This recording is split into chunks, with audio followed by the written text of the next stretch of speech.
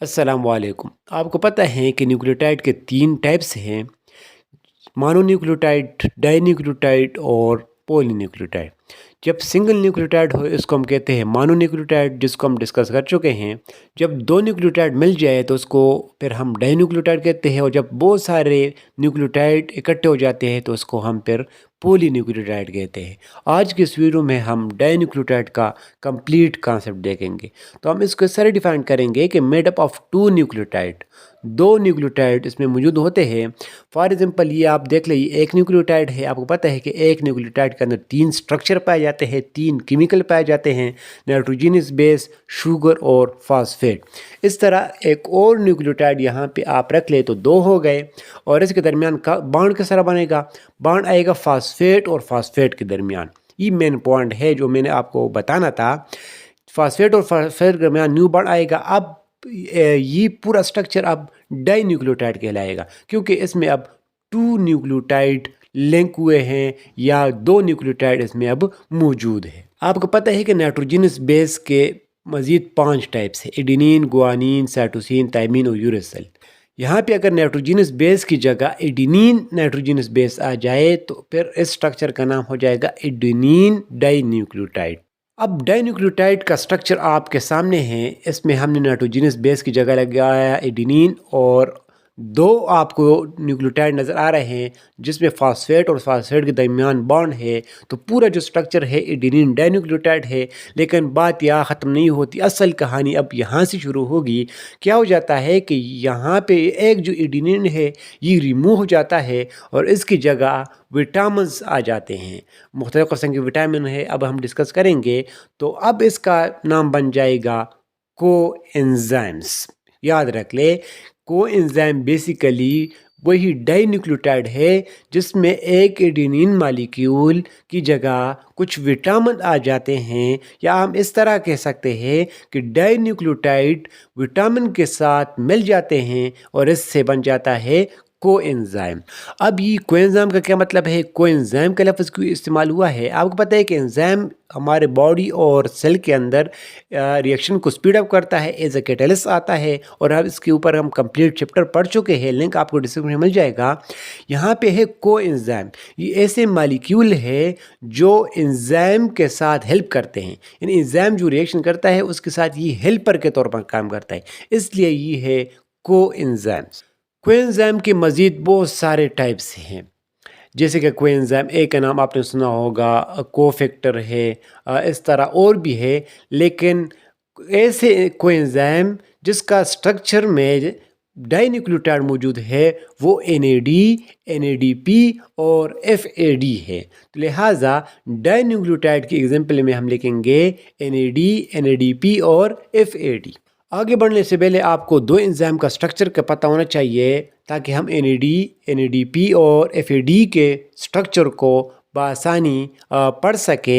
एक है vitamin B 2, इसका नाम राइबोफ्लेविन भी है, और ये आप स्ट्रक्चर देख सकते हैं जिसमें 3 रिंगे और एक ऊपर एक चेन आपको नज़र आ रहे हैं। और दूसरा जो विटामिन है वो है विटामिन बी 3, जिसको आप नियासिन भी कह सकते हैं। इसके 2 फॉर्म है, निकोटिनिक एसिड और निकोटीन इमाइड।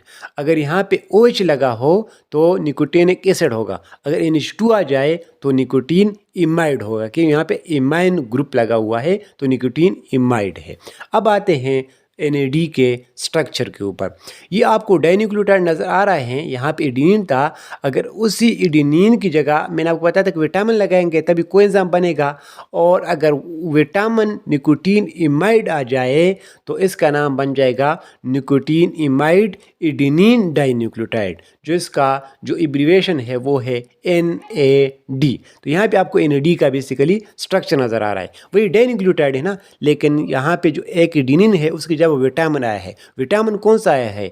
B3 आया है, और B3 के अंदर कौन सा है? निकोटीन इमाइड है, तो नाम भी है निकोटीन इमाइड एडेनिन डाई न्यूक्लियोटाइड।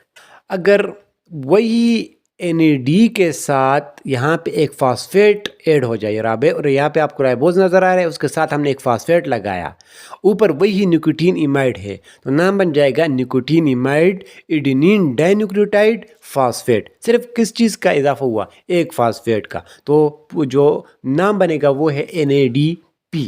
अगर डाइन्यूक्लियोटाइड हो और विटामिन B2 आ जाए जिसका नाम फ्लेवन बी था, तो ये स्ट्रक्चर आप कहलाएगा फ्लेवन एडेनिन डाइन्यूक्लियोटाइड, और सिंपली हम इसको FAD भी कह सकते हैं। यहाँ आप नोट कर सकते हैं कि यहाँ पे एक शुगर मालिक्यूल हम रिमूव करेंगे और जो ये विटामिन है फ्लेवन उसका डायरेक्टली बॉन्ड फास्फेट के साथ बनाएंगे। तो ये 3 स्ट्रक्चर है, आप देख सकते हैं NAD और NADP जिसमें सिर्फ फास्फेट ग्रुप का इजाफा हुआ है, और नीचे है FAD।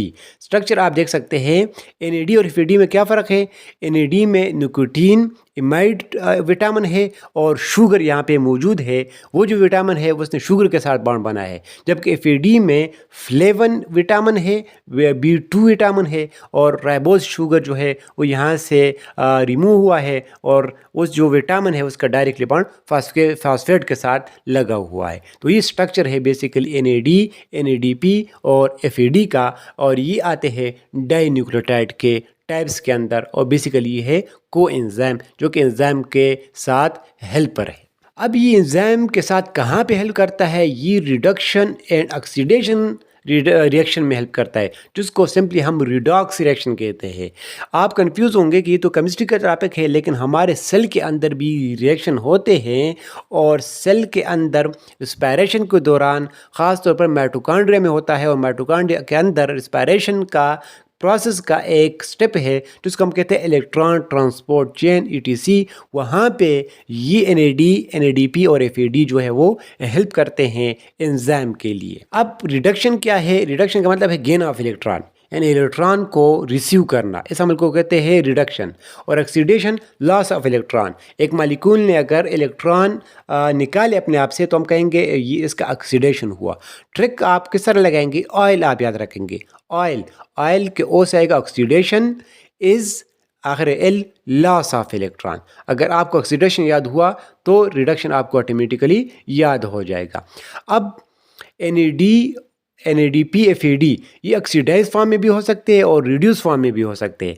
ऑक्सीडाइज फॉर्म आपको अभी जो नज़र आ रहे हैं NAD, NADP और FAD, ये इनका है ऑक्सीडाइज फॉर्म, यानी इनके साथ अब यहाँ पे इलेक्ट्रॉन नहीं है। रिड्यूस फॉर्म का क्या मतलब है कि ये इलेक्ट्रॉन गेन करेंगे तो साथ H लग जाएगा, NAD से बन जाएगा NADH, NADPH और FADH2। FAD यानी 2 हाइड्रोजन को एक्सेप्ट कर सकते हैं।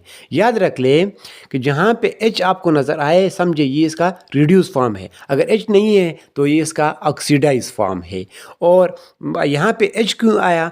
इलेक्ट्रॉन गेन करने से H कैसे आया?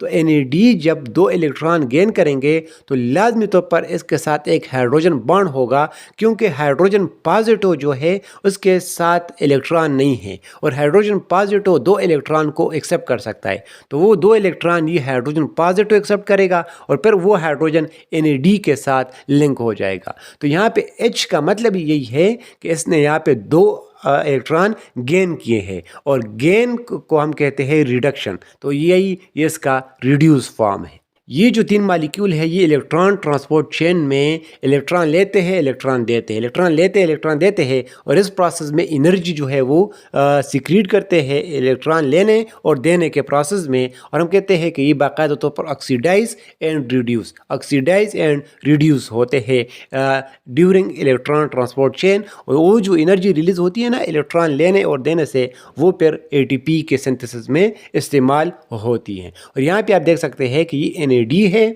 और यहाँ पे है NADH, और यहाँ आप देख ले एक हाइड्रोजन का यहाँ पे इजाफा हुआ है, वो वही हाइड्रोजन है जो 2 इलेक्ट्रॉन गेन करेगा और फिर यहाँ पे इसके साथ फिट हो जाएगा, और ये फिर जाके ये हाइड्रोजन रिलीज करेगा और फिर NAD के फॉर्म में यानी ऑक्सीडाइज फॉर्म में कन्वर्ट हो जाएगा।